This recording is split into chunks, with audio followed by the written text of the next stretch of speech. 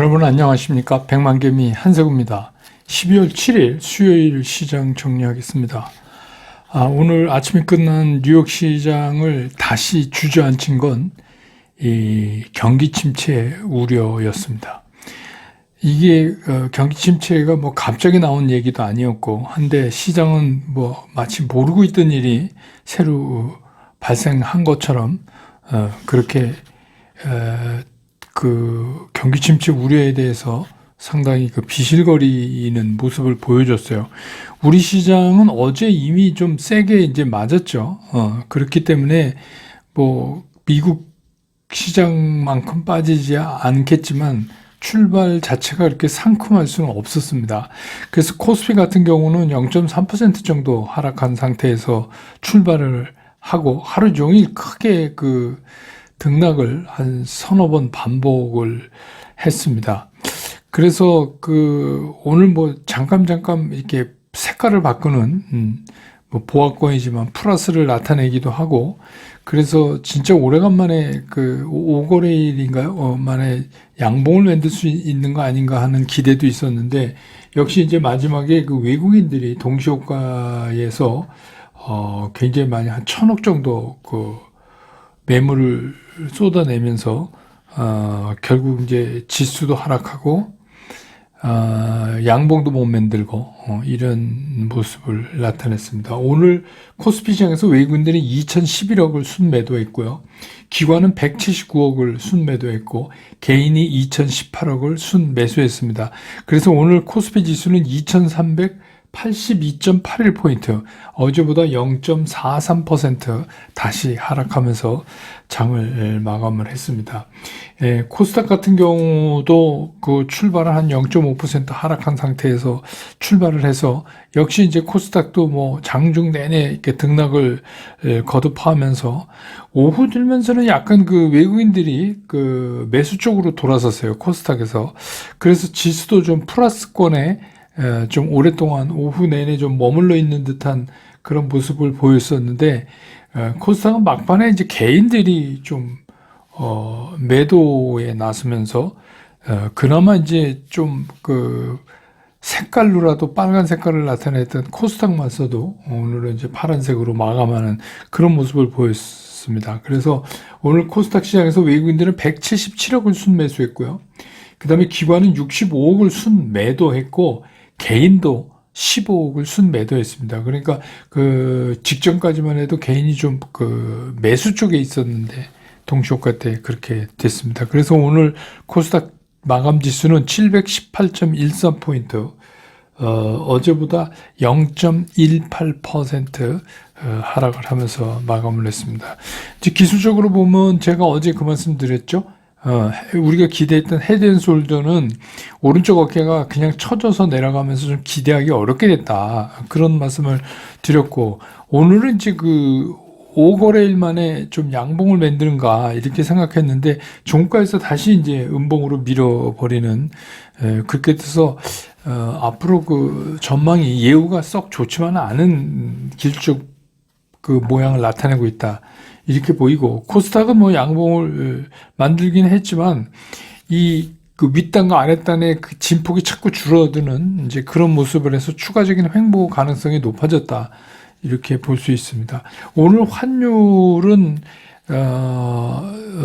1321원 70전에 끝냈네요. 이게 이제 NDF가 좀 올랐잖아요. 1320원대로 다시. 근데 오늘 장중에는 우리가 다시 뭐 1310원, 12원, 12원 뭐 이 부분까지 좀 가서 다시 좀 내려오는가 했는데 끝날 무렵에 한 2원 90전 정도 어제보다 오르면서 그렇게 마감을 했습니다. 그 다음에 시가총액 상위에서 보면 아주 요새 외국인들의 움직임이 극명하게 드러나고 있어요. 며칠째 거의 똑같은 패턴을 보이고 있는데 삼성전자는 오늘도 681억을 팔았습니다. LG 에너지솔루션은 283억을 샀어요. SK하이닉스는 989억을 팔았습니다. SDI는 116억을 샀어요. 그러니까 LG 에너지솔루션, SDI 소위 말하는 2차전지 관련만 사고 나머지는 다 팔았어요. 현대차, 기아, 뭐 네이버, 카카오 다 팔았습니다.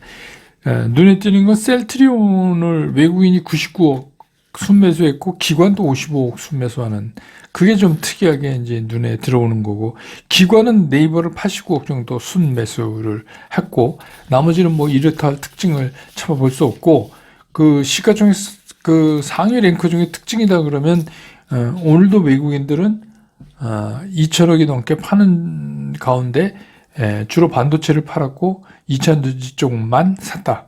이렇게 보시면 될 것 같아요. 오늘은 이제 역시 이제 중국 얘기죠.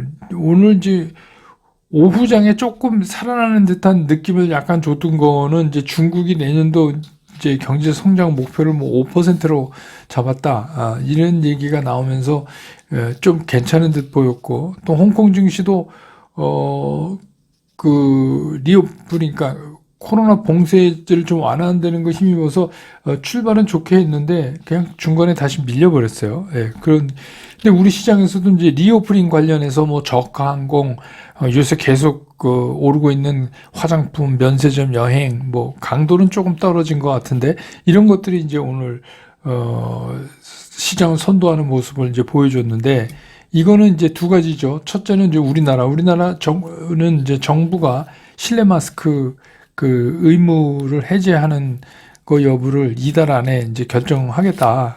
이렇게 나오는 것 때문에 그 리오프닝 관련들이 또 이렇게 오늘 움직였고 또 특히 이제 중국은 제로 코로나 정책의 완화가 그래서 중국 당국이 10개에 달하는 그 새로운 코로나 방역 완화 조치를 발표할 예정이다.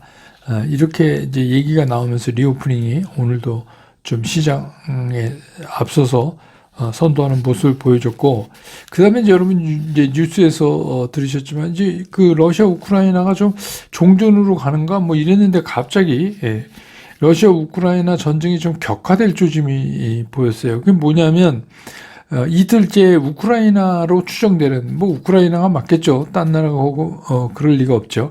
그 러시아의 그 영토 내에 그 군사 비행장을 드론으로 공격을 했어요.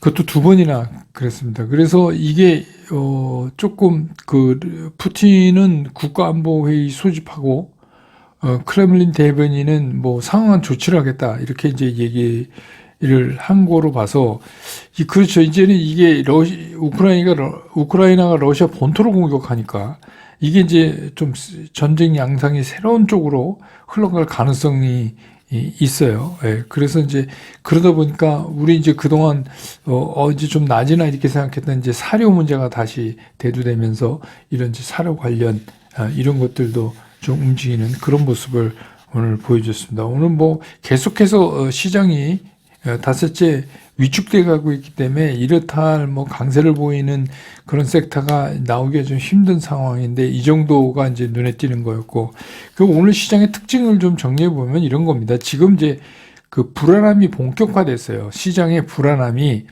일주일 만에. 그러니까 파월 의장이 블루킹스 연구소에서 얘기하면서 그 금리 인상 속도를 조절할 가능성이 있다라고 얘기할 때만 해도 완전히 환호 잔치 분위기였는데 그건 이제 제가 말씀드렸죠. 그거는 뭐 머니 게임이다 시장에. 그거가 시장에 큰 영향을 주지 않는다 했는데 아무튼 시장에서 환호했어요.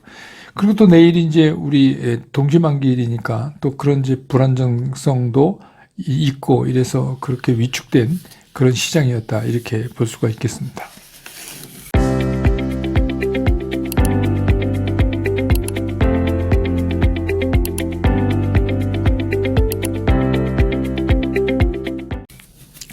시장을 보면 우리가 이제 여태까지 시장에서 제일 많이 얘기되는 게 뭐였냐면 연준의 금리예요. 금리 인상 속도 폭, 뭐 자이언트 스텝, 뭐 빅 스텝 이러면서 그거가 얘기될 때마다 이제 시장이 흔들리고 막 그랬었잖아요. 지금까지는.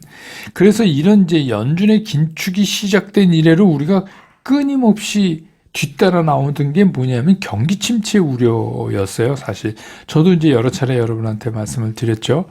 그래서 구체적으로 이제 경기 침체가 보이는 그런 징후들이 곳곳에서 나타나기 시작하면 시장이 충격을 받을 겁니다. 이제 제가 그렇게 말씀을 드렸잖아요. 그래서 우리가 추가적인 하락도 예상을 해서 대비를 해야 되니까 지금 너무 서둘러 사지 마십시오. 이게 이제 여태까지 제가 여러분들한테 말씀드렸던 톤이잖아요. 그런데 수적으로 좀 상당히 많은 사람들이 뭐 전문가를 포함해서 시장에서는 마치 이제 그 연준이 금리 인상 속도를 조절하면 이게 다 끝났다고 자꾸 얘기를 한단 말이에요. 그래서 금리 인상 속도를 조절하는 건 결국 금리 인상을 멈출 것이고, 그것은 금리가 방향을 전환할 것이고, 왜? 침체 때문에. 근데 이제 오지도 않은 침체, 사실은 오지도 않았어요, 지금. 침체가 본격화되지 않았어요. 진짜 침체는 이제 그러고 나서 나타나는데, 근데 이제 시장의 그 상승을 너무 바라는 사람들이 많으니까, 시장에서. 그래서 뭐 시장은 이미 그 경기 침체까지 선반영해서 지금까지 빠진 것이다. 뭐 이렇게 이제 얘기를 하는데, 이게 뭐 글쎄요, 선반영을 어디까지 해야 되는 건지 잘 모르겠는데, 이건 조금 너무 나갔어요. 저는 이제 늘 얘기하지만 경기 침체는 우리가 그렇게 예상하는 그런 것처럼 오지 않는데, 아무튼 그런 분위기로 확 끌어가서 최근에 뭐 백만개미 당원 여러분들은 제가 계속 당부를 드렸으니까 안 그러셨겠지만, 다른 분들은 제가 어젯밤에도 다른 채널 녹화 때문에 밤에 늦게 왔는데, 거기서도 뭐 다른 그 전문가들은 막 사라고 그러는데 왜 당주님은 안 그러십니까? 뭐 이제 이런 질문을 사회자도 하고 그랬는데, 저는 이제 계속 제가 오랫동안 증시에 있던 경험과 뭐 제 판단으로 그래도 난 이렇게 생각한다, 이렇게 얘기를 했어요. 그런데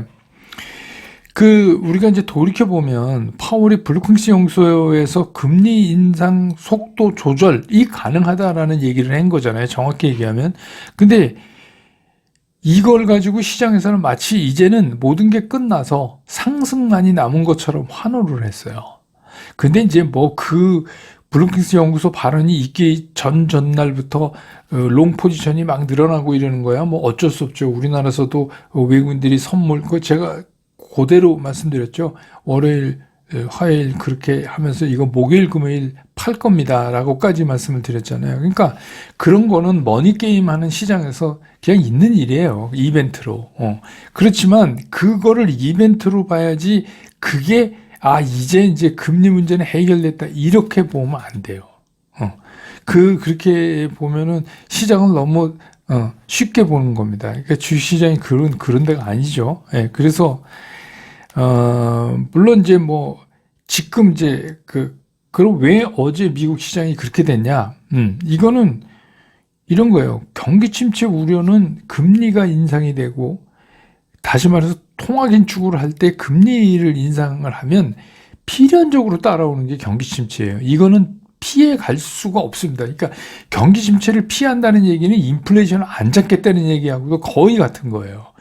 그러니까 우리가 연준이 금리를 올려서 인플레이션을 잡는다고 나섰다는 얘기는 어느 정도 경기 침체를 각오한다. 그게 어떻게 보면 일반적으로 경기 침체, 우리가 느끼는 뭐 살짝 침체 이런 거 아니고 가혹할 정도로 올 수도 있다는 걸 우리가 이제 생각을 해야 되는데, 어제 미국 시장은 뭐 이게 새로운 것이냐, 왜 그랬나? 왜 그럼 경기 침체를 가지고 또 미국 시장이 또 뒤로 뒷걸음질을 쳤나? 그 이유는 이제 이런 것 같아요. 미국에 이제 여러 유명한 뭐 전략 분석가들 많잖아요. 그 사람들 서부터 또 주요 기업의 CEO들이 드디어 이제 이걸 뭐라 그러나요? 고해성사를 시작한 거예요. 여태 얘기 안 하다가 이제 본론에 들어가는 거. 왜? 이제 나올 거 다 나왔거든. 나올 거 다 나왔어요. 금리 문제도 이제 스케줄 다 알아요. 금리 문제 어떻게 일단락됐어요? 그래, 니네가 경기 침체 그렇게 걱정돼? 그러면 우리가 조금 스피드를 늦춰줄 수는 있어. 그렇지만 마지막 엔드레이트는 더 높을 수 있어. 이것도 얘기했잖아요. 그리고 우리가 인정할 만한 정도로 인플레이션이 죽었다는 걸 확인하기 전까지는 우리는 금리 인상을 멈출 수가 없다. 이 얘기를 연준이 이미 한 거잖아요. 그렇게 이제 일단락이 졌어요. 그거는 이제 금리 인상은 뭐 더 이거 갖고 얘기한다는 게 웃기는 거예요. 그러면 이제는 남은 게 뭐냐면 그 뒤에 따라올 경기 침체에 대해서 이제 그런 그 주요 기업 CEO들이 이제 입을 열기 시작을 한 거예요. 뭐냐면 내년에 우리 회사 실적이 좀 안 좋을 것 같습니다. 이런 이제 고해성사를 시작을 한 거잖아요. 그거 안 좋다는 얘기는 뭐예요? 경기 침체가 온다는 얘기를 이제 하고 있는 거잖아요. 그래서 이제 더 나가서 우리 사람을 좀 줄여야 되겠습니다. 사람을 잘라야 되겠다 이겁니다. 그 얘기는 뭐예요? 실업률 증가잖아요. 그 얘기가 이제 나왔어요. 그러면 우리가 이제 그 고용을 대변하는 고용 수치들 보면 아직 괜찮은데 이게 뭔 소리냐 이렇게 얘기할 수 있지만 이거에는 약간 그 착시 현상이 있을 수 있어요. 그게 뭐냐면 여러분 이렇게 그 러스트 벨트 아시죠? 디트로이트를 비롯해서 이제 그런 데서 왜 그 이민자들이 미국 시민이 가져야 될 그 잡을 가져서 이렇게 미국 시티즌은 기회를 잡을 얻을 기회를 막느냐 이래가지고 트럼프 때 그 이민자 많이 내쫓았잖아요. 그러다가 이제 코로나가 돼갖고 아예 집에 가버리고 막 이러니까 그쪽 부문은 사람을 못 구하는 거예요. 서비스 부문도 레스토랑 뭐 이런데 주점 이런데 사람을 못 구해요. 왜냐하면 그런 데서 일하던 사람들 가버렸으니까. 네. 그러니까 이제 그런 수치들이 나타나고 있는데 문제는 뭐냐면 앞에서 말씀드린 것처럼 내년에 우리 회사 실적이 안 좋을 것 같아요. 그래서 사람을 줄여야 돼요. 이 얘기는 뭐냐면 이게 본격적인 화이트 칼라의 실업률이 증가할 거를 예견하는 거 아니에요. 그러면 뻔한 거예요. 화이트 칼라의 실업률이 증가하면 그 다음에 그게 어디로 튑니까? 블루 칼라 튀죠. 네. 그러니까 이제 그런 일이 이어질 게 뻔하기 때문에 시장이 겁은 먹은 거예요. 그러니까 여태까지는 그런 얘기 안 했는데 이런 주요 기업 CEO들이 이렇게 고해성사를 한다는 거를 보면 야 이거 이제 들이닥치기 시작했구나 라고 생각할 수 있죠. 그래서 시장은 이거 조심해야 되겠는데 이런 겁니다. 근데 참 이게 아이러니한 게 이런 참담한 상황 있잖아요. 말하자면 실업이 증가하고 그 다음에 뭐 경기가 침체가 되고, 근데 이런 상황이 와야 인플레이션이 연준이 그 기대하는 것만큼 잡힌다는 점이에요. 이건 뭐 경제에서 이거를 아니라고 얘기할 수가 없잖아요. 인플레이션이 잡히려면 당연한 거 아닙니까? 이게? 그런 상황이 와야 돼요. 그런 진짜 참담한 상황을 거쳐야 인플레이션이 잡히는 거예요. 그런데 그냥 진짜 그런 스케줄을 보면 아직도 멀게 남은 그 연준의 뭐 금리 인상을 중단한다든지 또 내지는 방향 전환을 한다든지 이런 진짜 멀리 있는 일이거든요, 이거는. 근데 이거를 뭐 늘 주식시장이라는 게 미래일을 미리 땡겨다가 사용한다고 하는 곳이지만 이건 좀 심했다 하는 게 이제 제 생각이에요. 이번엔 좀 아닌 것 같다. 그래서 그런 뭐 금리 인상 스케줄 아직도 많이 남은 거를 미리 땡겨다가 마치 무슨 내년 1분기에 금리 인상이 멈춰지면서 바로 뭐 피봇 할 것처럼 이렇게 난리를 치고 막 이렇게 한다는 거는 그건 넌센스다. 그런 일은 없다. 그러면 인플레이션 안 잡혀요. 그러니까 아직은 이거죠. 소낙비가 올 건데 시작도 안 했어요. 시작도 안 했는데 지금 그냥 한두 방울 이렇게 툭툭 이렇게 떨어지는 정도인데 이게 곧 멈출 거라고 그러니까 이건 좀 너무 나간 거죠. 제가 보기엔 그렇습니다. 그래서 이제 이런 거잖아요. 그런데 우리가 주식이 한 주도 없고 전부 돈만 가지고 있는 사람들도 아니고 어떻게 보면 필요 이상으로 주식에 많이 물려 있는 그런 투자자라면 굳이 뭐 우리가 이렇게 앞으로 소낙비가 쏟아질 것 같다는데 꼭 길을 떠나야 되냐. 이게 이제 제가 여러분한테 드리고 싶은 말이에요. 이게 기다리시기 지루하지만 기다리시면 더 이상은 안 깨져요. 근데 여기서 자꾸 못 참고 먼저 사기 시작하면 그거 또 물리고 막 이렇게 되잖아요. 그게 이제 참 힘든 거죠. 그래서 제가 이제 여러분들한테 그래서 진짜 아직 소나기는 시작도 안 했는데 한두 방울 후둑후둑 하는데 꼭 길을 떠나야 되냐 이거 한번 여러분이 깊게 생각해 보실 필요가 있어요. 제 생각엔 그냥 소낙비는 피하는 게 상책인 것 같다 하는 게 백만개미 생각입니다. 네. 그래서 뭐 오르면 얼마나 좋고 모든 사람이 오르기를 바라겠지만 억지로 할 수 없는 거 아니겠어요. 그래서 오늘도 시장 얘기 이렇게 정리해 드리고 내일도 장 끝난 다음에 저는 다시 여러분 곁으로 돌아오겠습니다. 여러분 고맙습니다. 투자스쿨에서 여러분들한테 전달해 드릴 메시지는 최종적으로 간결하다, 쉽다, 치우침이 없다. 이거를 제가 여러분들한테 강조를 드리는 거예요. 저는 앞으로 이제 여러분들과 함께 이렇게 하려고 합니다. 여러분과 함께 성공 투자로 갈 수 있으면 좋겠습니다.